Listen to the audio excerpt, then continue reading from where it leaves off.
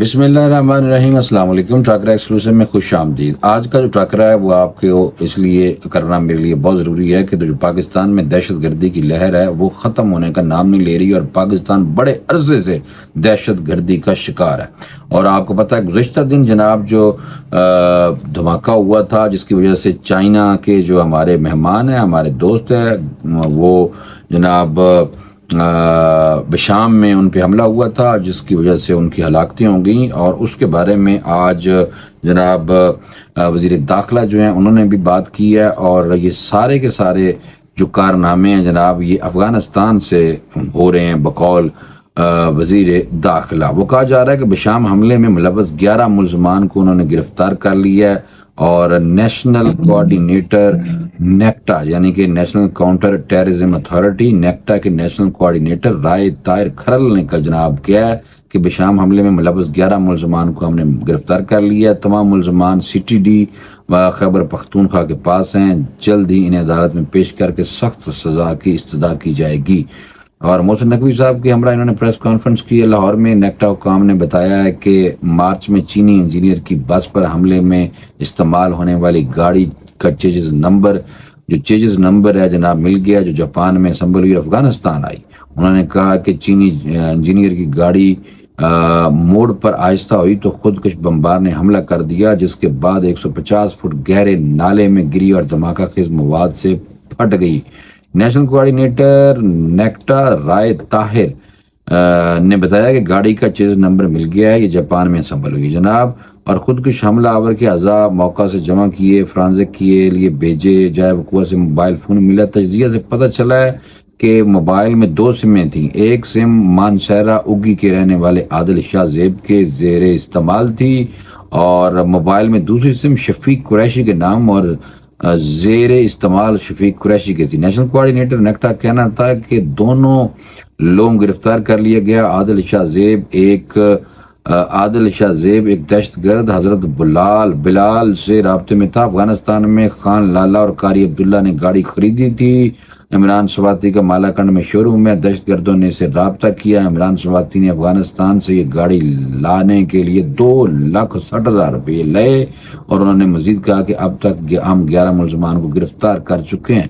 جناب یہ میں آپ کو بتاتا چلوں کہ یہ مارچ میں خیبر پختونخوا کے ضلع شانگلہ میں غیر ملکیوں یعنی کہ چینی بھائیوں کی گاڑی پر خودکش حملے میں 5 چینی باشندے سمیت 6 افراد جناب جاں بحق ہو گئے تھے۔ اور یہ میں آپ کو بتاؤں کہ آج بڑی ہی زبردست قسم کی اور خطرناک قسم کی معلومات ہمیں ملی ہیں، اور کیونکہ اس کی وجہ یہ ہے کہ جو پریس کانفرنس تھی اس میں وزیر داخلہ محسن نقوی صاحب نے کہا ہے جناب کہ یہ چینی انجینئرز پہ جو حملہ ہوا ہے اس میں افغان سرزمین استعمال کی گئی ہے، اور انہوں نے کہا کہ ٹی ٹی پی جو ہے کالعدم ٹی ٹی پی دہشت گرد کے واقعات میں ملوث ہے۔ افغان حکومت دہشت گردوں کے خلاف ٹرائل کرے یا انہیں ہمارے حوالے کرے، یہ مطالبہ کیا گیا ہے پاکستان کے وزیر داخلہ کی طرف سے۔ اور انہوں نے جناب تمام شاہد انہوں نے کہا جی موجود ہیں۔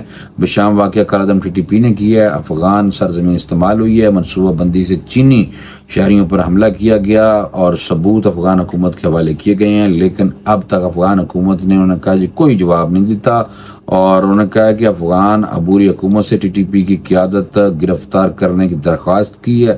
افغانستان دہشت گردوں کے خلاف ٹرائل کرے یا انہیں ہمارے حوالے کر دے، یہ کہا جناب انہوں نے۔ جو ملک پاکستان کو ترقی کرتے نہیں دیکھ سکتا وہ ٹی ٹی پی کو سپورٹ کرتا ہے۔ افغانستان سے اچھے تعلقات چاہتے ہیں، یہ اسی صورت میں ممکن ہے کہ وہ ہمارے ساتھ تعاون کریں۔ انہوں نے کہا کہ کالعدم ٹی ٹی پی دہشت گردی کے واقعات میں ملوث ہے۔ C T D Khyber Pakhtunkhwa بہت محنت کر رہی ہے۔ تو پتا خیبر پختونخوا جو حکومت ہے پی ٹی آئی دی، اور علی مین گنڈا پر پراجڑا جناب اتھے ہے وزیر اعلیٰ محسن نقوی نے جناب چینی باشندوں جو چینی شہریوں کی سیکیورٹی ہماری ذمہ داری ہے انہوں نے یہ کہا ہے، اور چین اور پاکستان کے تعلقات ہمارے لیے بہت اہمیت رکھتے ہیں۔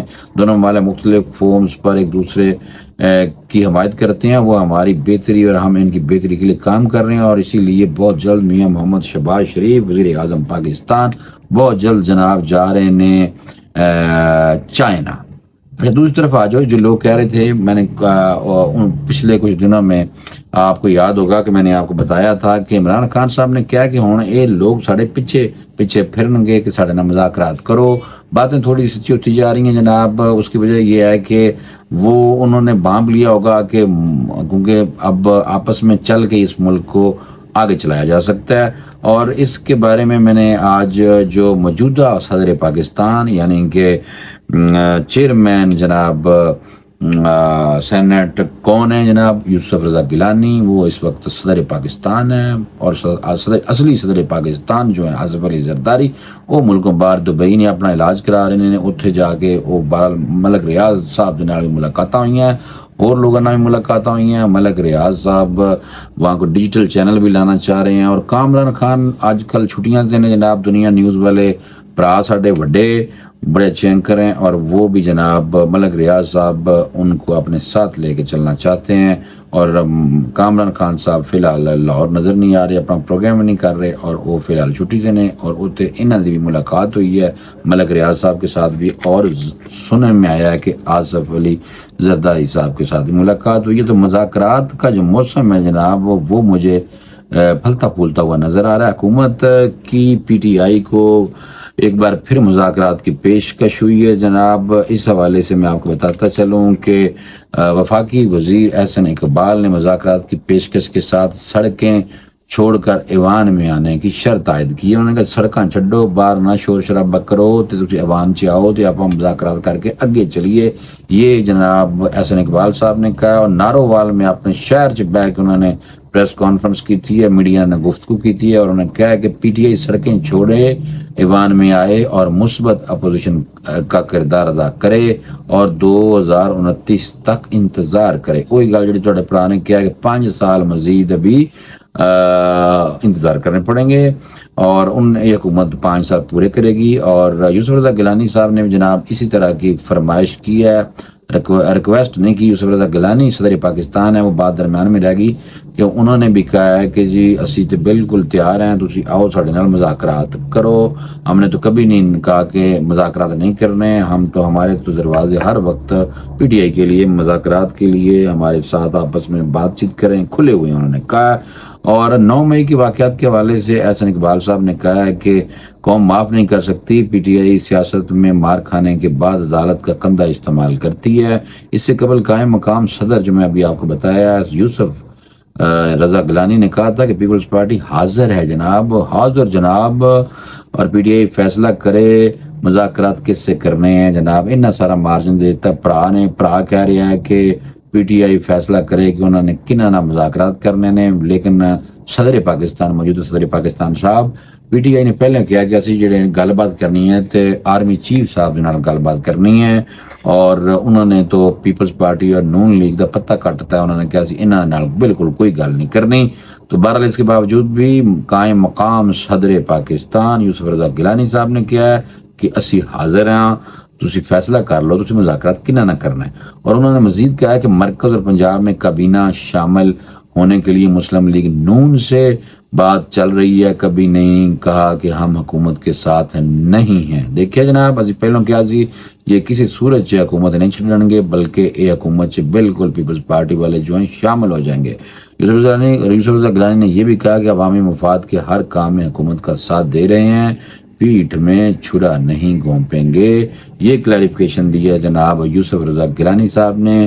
اور دوسرا جو ہے کہ عمران خان صاحب کے حوالے سے انہوں نے کہا کہ اسی حاضر ہاں، تسی آؤ پرا سار نہ کرو گل بات۔ یہ وہی بات تھی جو جیل سے عمران خان جو پارٹی چلا رہے ہیں اپنی جناب، اور ان کی ملاقاتیں بھی جاری ہیں۔ اور علی امین گنڈا پور جناب ایپیکس کا جو اجلاس ہوا تھا گزشتہ دنوں، اور اس کے سلسلے میں جناب اڈیالہ جیل پہنچے ہیں، اور اڈیالہ جیل میں جا کے علی امین گنڈا پور نے جناب عمران خان صاحب کو ساری تفصیلات بتائی ہیں کہ میں کیویں اتنے گیا، اور پہلوں اسی بے شک کہا تھا کہ ہمیں نہیں بلایا گیا، لیکن ہمیں تو بلایا گیا ہے، اور وہاں پہ میں آپ کے بارے میں وہاں پہ بات نہیں کر سکا کیونکہ مجھے موقع نہیں ملا کہ میں آرمی چیف صاحب کے ساتھ اس حوالے سے بات کرتا کہ جی عمران خان صاحب نہ مذاکرات کرو یا انہوں کسی طریقے نال باہر کڈو۔ وہ کہتے ہیں جناب کہ میں اس لیے نہیں کر سکا کہ مجھے اس طرح کا انوائرمنٹ ہی نہیں ملا، کہ انوائرمنٹ ملتا تو میں ضرور عمران خان صاحب کے حوالے سے جناب بات کرتا۔ انہوں نے SIFC اجلاس سے متعلق عمران خان صاحب کو جناب آگاہ کیا، اور یہ ملاقات جو ہے کانفرنس روم میں جیل اڈیالہ جیل سے ہوئی ہے، اور انہوں نے جناب علی امین گنڈا پور نے بانی PTI سے ملاقات جناب 1 گھنٹہ جاری رکھی، جس کے بعد وزیر اعلیٰ علی امین گنڈا پر اڈیالہ جیل سے روانہ ہو گئے، اور ملاقات میں جناب خیبر پختونخوا کی سیاسی صورتحال پر بھی گفتگو ہوئی ہے۔ یہ جناب ساری معلومات تھی جو میں نے سوچا کہ آپ کو فوری طور پہ میں بتا دوں، اور اگر آپ کو یہ اچھا لگا ہے تو پلیز مہربانی کریں اور یہ ٹاکرا ایکسکلوسیو کو آپ سبسکرائب کر لیں تاکہ ہر آنے والی ویڈیو جو ہے وہ آپ کو مل سکے۔ مجھے فوری طور پہ اجازت دے دیں اور دعاؤں میں یاد رکھیں۔ اللہ حافظ۔